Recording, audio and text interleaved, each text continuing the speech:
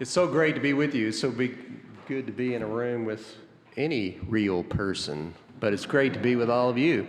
And if you're out there in cyberspace watching this, equally as glad you're with us. All of that, you people in this room and the people out in the cyberspace, make me proud and glad that the power of the Episcopal Church is still alive, even in the face of the Super Bowl and the face of the Olympics and pandemics and all kinds of stuff like that. Yet, here we are. And speaking of the pandemic, one thing that absolutely saved my soul, and in addition helped my waistline during the pandemic, was daily long walks. It got me outside the classic socially distanced activity, I felt. As I know many of you probably did the same or do the same, and when we do, we tend to fall into patterns, routines, in this case, which routes we choose to take on those walks. I had one that I took a lot, and on that route I would walk by a house that was under construction. In fact, I was able to literally watch this house be built from a dirt hole to a full-fledged house.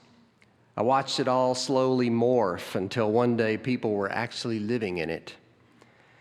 Shortly after construction started, I walked by it and I noticed a sign that went up, a prominent and well-designed sign which hung above the bulletin board put up at a construction site to leave notice for all the subcontractors and others who come on the site. And this sign read, "For all of those who will work on this site and on this house, please do so as if your mother was going to live in it." And I just love that. I would genuflect by that sign every time I walk by. We see the same sentiment on the many yard signs I see in my neighborhood and many of yours that suggest to drivers going by, of course, trying to get people to slow down and pay attention, to drive as if your kids lived here. It's not too big a leap to get to the gospel message, really the core of our faith and belief, the golden rule, do unto others as you would have them do unto you. I would go as far to say if one had to have the shortest lesson in what it is to be a Christian, I think I might have to leave them with that. Another version of all these was given to me by one of the doctors at Ali Arab Hospital in Gaza, a place I've had the great honor and blessing of visiting in 2014, and a place I hope to return to visit in October of this year, and one of the more than 24 schools, hospitals, rehabilitation centers, and other outreaches that the American Friends for the Episcopal Diocese of Jerusalem fund. This physician was asked what to him would constitute a good life. And he quickly responded, "The secret to a good life is making sure my neighbor has a good life." I was so moved by that reply as we sat in the middle of Gaza, which is really a prison with 2 million people. Perhaps in that is summed up all of these notions. Build this house as if your mother was going to live in it. Drive as if your children lived here. Do unto others as you would have them do unto you. The secret to a good life is making sure your neighbor has a good life. Such profound truth, and yet so very counter to everything our human mind, our human living day to day in this world just seems to pull away from. Every person for themselves. Take care of your own. You get yours, I'll get mine. It's far more how our economy, our government, our schools, just about all human organization and endeavor operates. It gets couched in some pretty ubiquitous terms of our current day, such as personal responsibility, personal freedom. Personal is so much the focus. Just think how profoundly different this world would be if our inclination, the pull to be humans in community, humans living and working together, was more based on the secret of a good life, is making your neighbor have a good life. Just think how different our world would be if the measurement of good, of peace, of meaningful human community were to be based on that. Maybe we wouldn't have 100,000 troops on a border threatening a war. Maybe we would have done far better at navigating this pandemic. Maybe we would most likely not have the human rights issues at our borders. Maybe we wouldn't see a world so unevenly and unfairly resourced.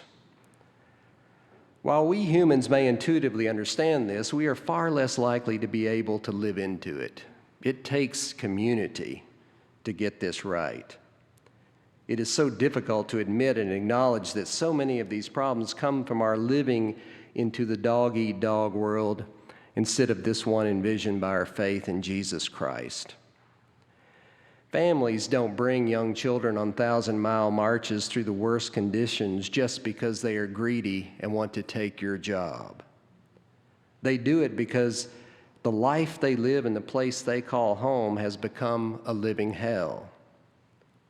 Think how different it could be if our policy, our communal life on this planet, were instead based on build this house as if your mother was going to live in it. The secret of a good life is making sure your neighbor has a good life. Folks, whether you're in this room with me right now or watching out there somewhere from around the world, or even seeing this some other time after we gather today, this is our faith. This is the world turned upside down that Jesus was constantly imploring us to make a reality. And on this night, this beautiful night, which you, Epiphany, have done for so long and so well, this is, I would argue, the entire theme. It is exactly what it means to have a heart. It is to build this house as if your mother was going to live in it. It is to do unto others what you would have them do unto you. It is living into a life of work and giving, built on the firm belief that the secret to a good life is making sure your neighbor has a good life. Wherever you are listening to me, this is our faith. This is what it is to be Christian. This is what it means when our gospel says, lay down your life for a friend, when it says, give everything away, everything, and follow me. It's not saying literally leave all your belongings on the corner, but it is definitely saying in God's world, none of what the world says you own, says is yours, says you possess and hold on to, none of that is true in God's world, no matter what legal documents you have in this world to prove it.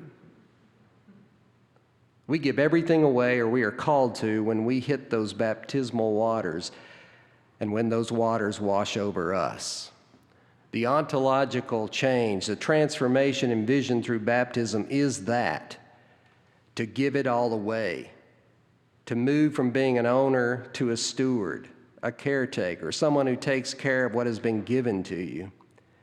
And part of stewarding that is making sure what you oversee, what you steward, all of the possessions, assets, money you have is used to move ever closer to God's kingdom, God's economy, the dream Jesus laid out for all of us. Several years ago, I made a decision that I had no need to chair any committee or board if I didn't absolutely have to. Or, and especially if I didn't totally 100% believe in what the organization did. And I have to tell you, I'm adept at staying out of that. I've done very well.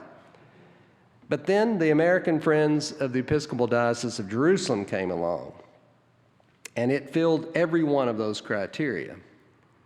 So I agreed to chair it because I believe in it so much. I believe it is one of those organizations, as are all of those you, Epiphany, so generously support, that helps me walk straight into that upside-down world. It is a way I can live into, incarnate that theme I've centered on tonight, build this house as if your mother was going to live in it. The secret to a good life is making sure your neighbor has a good life. Do unto others as you would have them do to you. The living stones, the name we use for the Christians still left in the land of the Holy One, Jerusalem and Israel, Palestine, they are our neighbors. Those you serve through the Haiti Micah Project are our neighbors. as are all those you serve through the Nicolas Fund, Nightwatch, Teen Feed, the YWCA, all of them, our community, our siblings, our neighbors, our sisters, our brothers, our fathers, and our mothers. This is the way this house is supposed to be built. Jesus told us how to build it when he came and lived and died and rose in our midst. And he left us this charge: to build a house, a community, a people, a world where all are neighbors, even in all of our individualities, all of our uniquenesses, all of our differences, language, colors, cultures, beliefs, economic status, abilities, even with all of those distinctions, to be yet, and most importantly, one, united in Jesus Christ. That's the house he calls us to build. It's the reason for our faith. It is the so what of our existence as Christians and as followers of Jesus. So I urge you to join me and all here in building that house. That is what we're all here about tonight. And because of all that, I am not at all ashamed to ask you to give, and to give generously, because I know and believe it will change the lives for the better of those who will receive it. But as Jesus taught and knew full well too, most importantly, it will change you, and it will change us. And it is a mighty step toward building that house. I believe that. That's why I stand here tonight with you for this event. Do unto others as you would have them do unto you. The secret of a good life is making sure my neighbor has a good life. Build this house as if your mother was going to live in it. My beloved, I've said these words to you in the name of the Father, and of the Son, and of the Holy Spirit. Amen.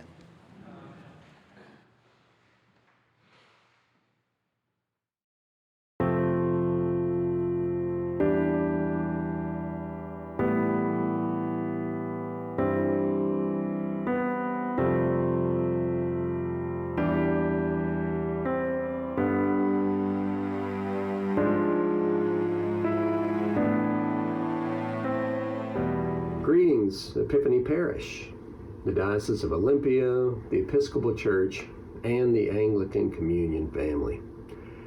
It's one of my greatest honors to serve as chair of the American Friends for the Episcopal Diocese of Jerusalem, also referred to often as AFEDJ.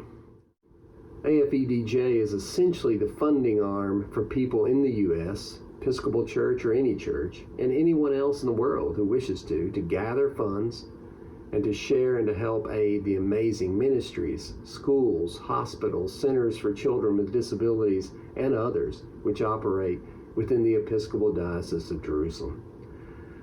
Some of these institutions, such as the Holy Land Institute for the Deaf in Salt, Jordan, is the only such institution of its kind in all of the Middle East. And having visited that institution, I can tell you the care is superb, and yet it is the only such institution in all of the Middle East. In Gaza, Ali Arab Hospital is simply an amazing operation run by the most loving people in a situation that most of you watching this video could never imagine. And yet every day, 24 hours a day, they incarnate the presence of Christ in that small strip of land, a prison really, filled with over 2 million people. This is just two of the over 24 amazing ministries supported by AFEDJ and run by this small but mighty band of Anglican Christians in the land of the Holy One. For those of you who know me, I think you know that the last thing I really need is to chair even one more thing. And yet when I was asked to serve as chair of AFEDJ, nothing has ever seemed so right, and I was so eager to do it. Why? Because there's just about no organization, no people, no situation I most want to lend my efforts and time to than the living stones, which is what we call the Christians, so few Christians who dwindle by the day in number, but whose strength, dedication, resilience, and hope are simply one of the most miraculous and inspiring things I've ever witnessed. I hope you will consider giving and giving generously so that the living stones can keep the place of Jesus alive with Jesus, and to continue to work toward the beloved community there and across this globe. Salam and peace from Jerusalem, the city of peace and the city of the resurrection.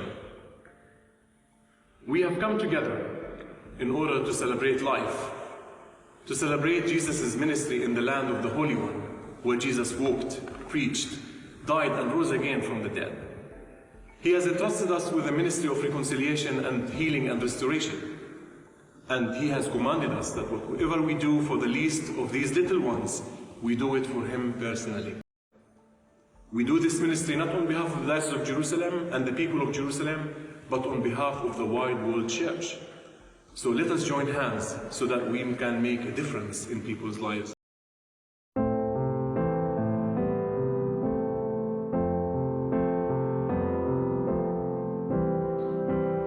This is Ahli Arab Hospital.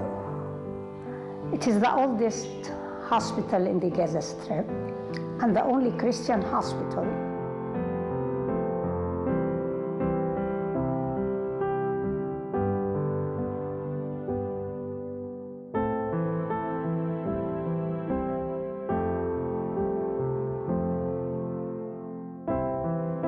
It's truly one of the great privileges of my work to be a friend of Suhaila's and to visit Ali Hospital regularly before the pandemic.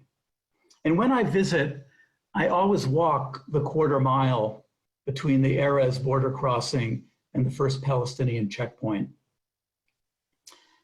When I get to the checkpoint, it's crowded and chaotic. I have no Arabic. So I simply say to the first person I encounter, Ali Hospital. He puts his hand over his heart. He takes my hand and he leads me to the van where Suhaila and a driver wait. Hand over heart again, he thanks Suhaila. Everybody in Gaza knows Suhaila and everyone respects Suhaila. The hospital is very important for Gaza people, in particular the poor. We are providing health care to those who are in need. We cover services in medical services, in general surgery, general medicine, gynecology, obstetrics, pediatrics, orthopedic, urology, and special attention has been given to the health of women and the children. About 50% of our children under 5 years of age, they are suffering from underweight and malnutrition. Also burn children because of poverty, because of long hours of electricity cut off. People depend upon candles at their home, using wood to do their cooking. So many accidents, burn accidents, comes to the hospital. I'm taking this opportunity, really, to talk on behalf of the patients Ahli Arab Hospital serves. Ahli Arab Hospital staff and management, how much we are grateful to those who are sharing us the responsibility of saving the lives of many thousands. May God bless you and thank you, thank you, thank you.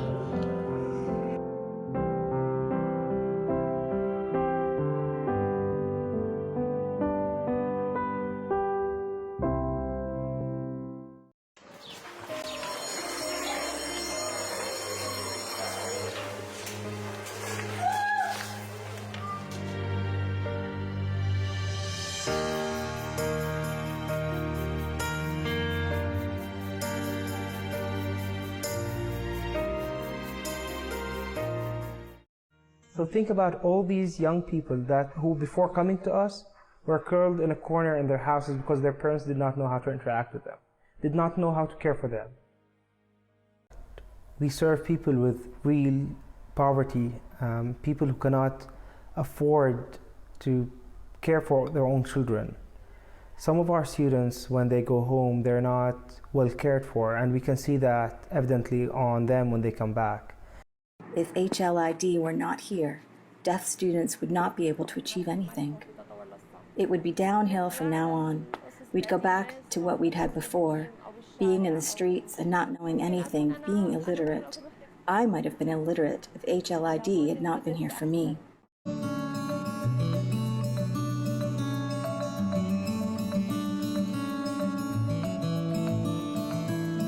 We are the only school for the deaf that offers the deaf vocational training.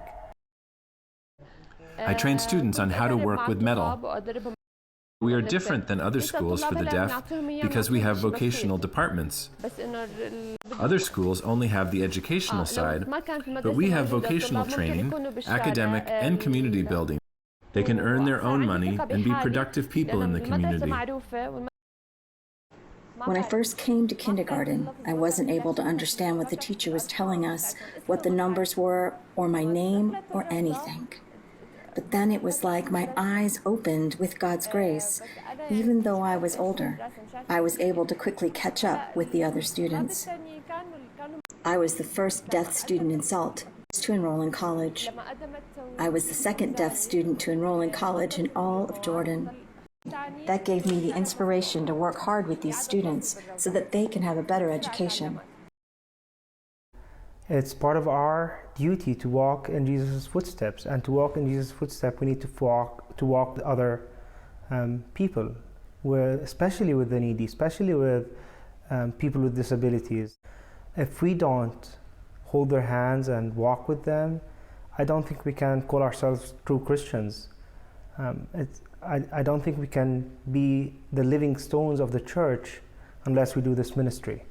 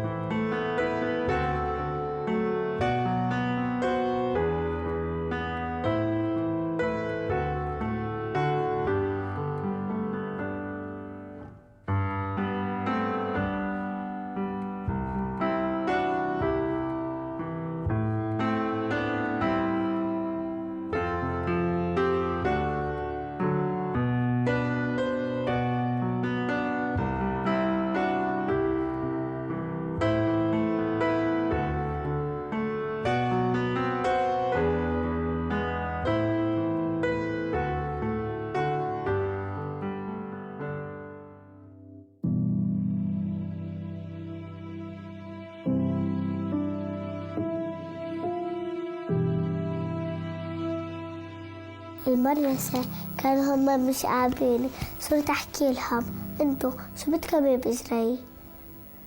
أنا بعرف آكل وبعرف أشرب، بعمل كل إشي حالي. أنتوا شو بتكملوا بإجري؟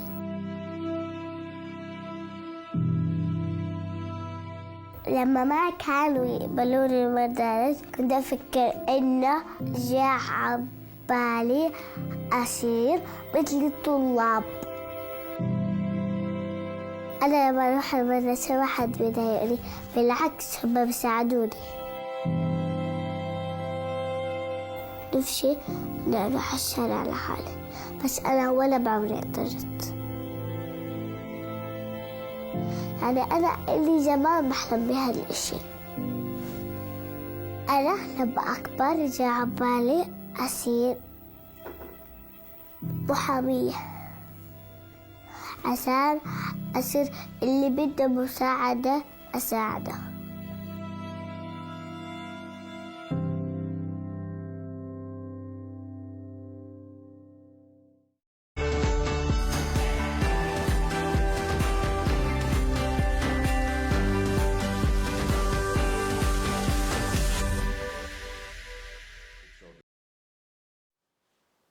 Hello, I'm Frank Lawler. All of us on Epiphany's service and outreach team thank you for being with us this evening, either at church or watching from home. We hope tonight's program conveys what AFEDJ does for the humanitarian institutions in the Diocese of Jerusalem. We especially hope you have seen how much places like Ali Hospital, the Holy Land Institute for the Deaf, and the Princess Basma Center truly mean to the people they serve. As many of you know, American Friends is just one of the nonprofit partners that Epiphany Parish has long supported through your financial generosity. Epiphany has worked with the YWCA since the 1970s, helping families and women in crisis get back on their feet and into stable housing. Since 1987, Teen Feed has not missed a single night of its hot meal service to homeless young people in the University District. Teen Feed's outreach teams connect young people to social services that help them get jobs and housing. Every night, Operation Nightwatch gives people a hot meal and then directs them to an emergency shelter. Nightwatch also provides housing for low-income seniors. The Haiti Micah Project rescues abandoned children from the worst slums of Mirabel, Haiti, giving them loving care, education, and hope for a decent future.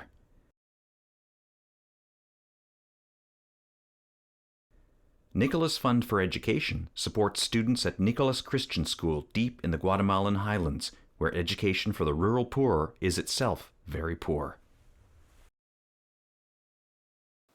When we give these organizations our financial help, they in turn help us to serve our neighbor as we are called to do as followers of Christ. You can give to specific organizations or to the Outreach General Fund.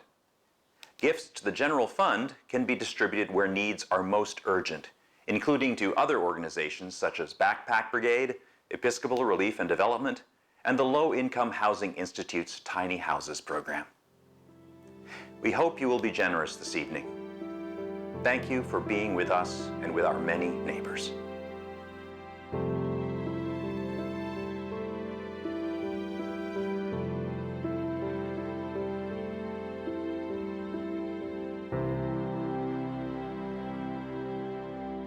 So this gives a sense of the kind of work that we do around the world and the kind of your resources go to make all of these things happen. At this time, I was just wondering, we're a family, and I want to see if there's any questions about Epiphany's outreach or the manner by which we do this work around the world. I want to ask you, Greg, any questions about what his work with the Diocese of Jerusalem. This is a moment to do that before we head into the room next door and have a little social time. Greg, would you join me? Holly knows a lot about this too, Mike as well, others on the Service and Outreach Committee. Does anyone have any questions? Brad? Doug, can you give us a ballpark, just a reminder of how much we gathered in last year in the midst of COVID to support these? Sure. Last year, Brad asked how much we raised last year. Over $200,000 we brought in last year and sent out around the world. Extraordinary. Yeah. Could you comment on how the bombing by the Israelites has affected the ministries? Could we comment on how the bombing of the Israelites in Gaza impacted the work in the hospitals? Greg, you may know better than I. Yeah. Am I on? Can you hear me? All right. It constantly is. Of course, it's not actively going on now, but almost on a regular basis, there's what I would call harassment from the other side. There are so many stories I could tell. When I went into Gaza, that stretch that you walk from Erez into Gaza is quite a thing. That in and of itself was an amazing experience of really the no-person zone that exists there. When I went in, I read that night, while I spent the night in Gaza, I read a book of a poet who grew up in Gaza and still lives in Gaza. And she told a story in that book about a 19-year-old man who decided he could not live in Gaza any longer. He was going to go see the world. And he ran across that zone. And of course, he was gunned down by the IDF. And the Red Crescent, who's the Red Cross there, attempted to get to him, and they had to negotiate with the Israelis to get there, and it took 8 hours for them to get the okay. And when they had gotten there, now I apologize, but this is the world we live in, they found his body half-eaten. Now, when I walked down that for the first time, I walked down it with another bishop friend of mine, and there were dogs running on both sides of the fence. And this is what I thought, isn't that cute? Isn't that cute? These dogs, they're just here, you know, and they're running beside us, because that's the world I live in. And then I read that night and thought, that's who ate him up. That's the kind of thing that's between there. Same thing, when I got to Hamas,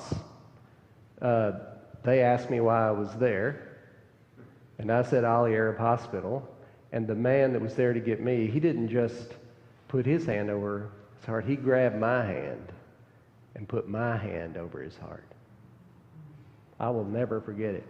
When he left me there, the last words he said to me as I was walking back down that was, "Don't forget us. Thank you for coming, and don't forget us." And often I'll tell that story. If you really know why I said yes to be the chair of something I do not want to do, it was him. Remembering him and Suhaila and the people, some of these people you saw. If they can do that, I can do this. To get to your question, it is utter devastation in most parts of Gaza.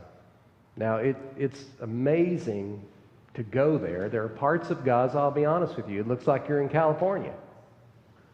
They build that part up so they have some semblance of a normal life. But all you have to do is drive out of that area, just any direction. And you may think that the scene you saw where they were in the tub and everything was bombed around, that's probably some small area. That's most of Gaza. The lights are on. If you're lucky, you have electricity for 4 to 5 hours a day in a 24-hour period. The burns are a shocking thing. Mostly children, because they turn over the gas stove that they have to use to make their food because they have no electricity. Kids end up getting into that, and they have burns. They have tons of burns there. Breast cancer is at one of the highest levels in the world in Gaza. And you did see in this, you saw a beautiful new radiology center that's built. I got into Ali to see that building pretty much finished. The mammogram machine was there. They couldn't operate it because the Israelis had not wouldn't let in the final equipment that needed to be in so that they could put that together and make it work. Now, good news in the last 6 months is Augustus Victoria Hospital, which is a hospital just down the street from Princess Basma, has worked out with the Archbishop to go into Gaza and actually supply the needed training and everything else to make those mammogram work and get their people up to snuff on that. And MD Anderson in Houston has been working with AFEDJ for a while, and they're going to also, they're putting a lot of effort into it. So we're going to be able to really make an impact on that. But it's a huge problem there. So the bombing is a big deal. I would say the harassment that we don't ever hear about here is a bigger deal. It's daily. And, I'm talking way too much. I could go on and on. But what we hear in that is the picture that Greg drew for us is the opposite of how to love your neighbor. The harassment, how to undermine your neighbor and make their lives difficult. We can do the opposite by helping. But that's part of what we are capable of doing through the resources we have to be the neighbor that we can, since we can't be there.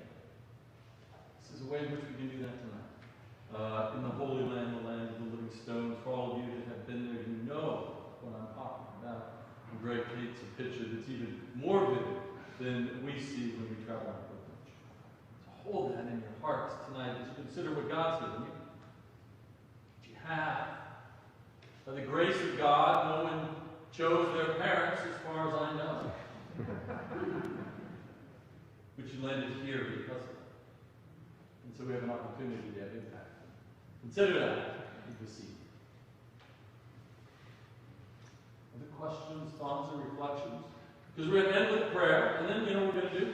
We're going to go next door, we're going to be together, right? Because it is by being together that we manifest how we love our neighbors and are blessed. Can I pull one off? Yeah, you got Holly wanted me to tell a story that I haven't told. Oh. And I don't want to be in trouble with Holly. So I'm going to tell this story, all right? And I'll try to make it quick. But I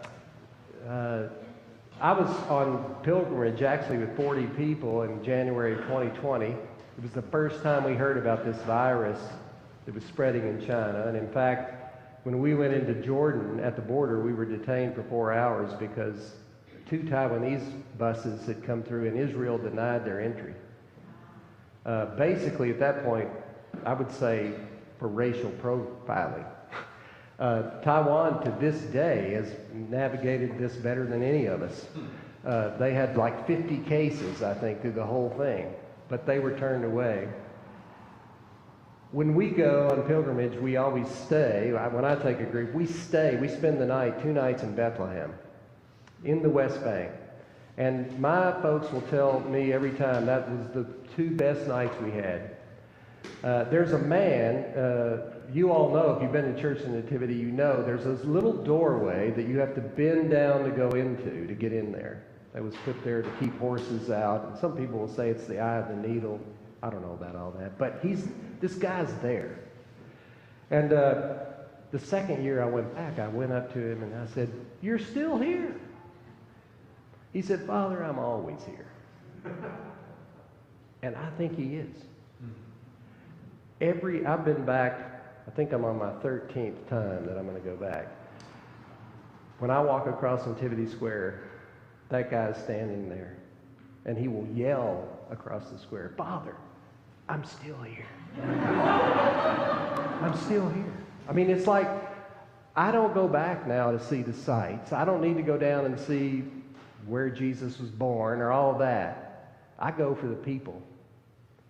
And that's why I do what we do with American Friends. It's for the people. It's for that man who's standing there saying, "I'm still here." Right behind there's a guy who did a rogue Starbucks. He was on Conan O'Brien, if you ever saw. He actually made an appearance on there. But Starbucks legally fought him and made him shut it down. He tried to do a real franchise, and they said never in Palestine. So he's not there anymore, but his son and we've become good friends. And when I was at my hotel in Jerusalem, I saw his son walking down the street. I said, "Life, what are you doing here?" And he was standing at the Joppa gate, and he was just looking. And I finally I said, "Life, have you ever been here before?" He said, "I've never been here before. I've never seen Jerusalem." He lives 15 miles away on the other side of the wall. He was just taking it in. I take it for granted. I walk down that street every year for about 8 days. He'd never been there before. Holly, I hope I'm not in trouble with you. I want to thank Holly and Mike Evans, who serve on the board with me, and I'm really appreciative of them for all their work, and for Adoy, and for making sure that I could be here with you tonight. Thank you very much. It is a blessing. Well, let's stand up. Stand up. Let's just take a moment. Turn to God in prayer and thanksgiving to God. We're so grateful for tonight. We're grateful for worship. We're grateful for stepping into this path of adoration that you put us upon, where we, over the generations, own the reality that you are God. And tonight we ask the question, what does it mean? What does it mean to be set in this place at this time in this parish, Epiphany? What does this mean for the manner in which we can be good neighbors to the neighbors we reach out to around the world, in the Holy Land, in Guatemala, in Haiti, and down the street? Lord, you have given us blessing, abundance in our lives. We gather as a community as we do to know one another, to share the spiritual journey we are on, and also to hear impact you're calling us into. Bless us, bless our work, bless this evening. Just have a heart celebration. In Jesus' name we pray. Amen. Amen.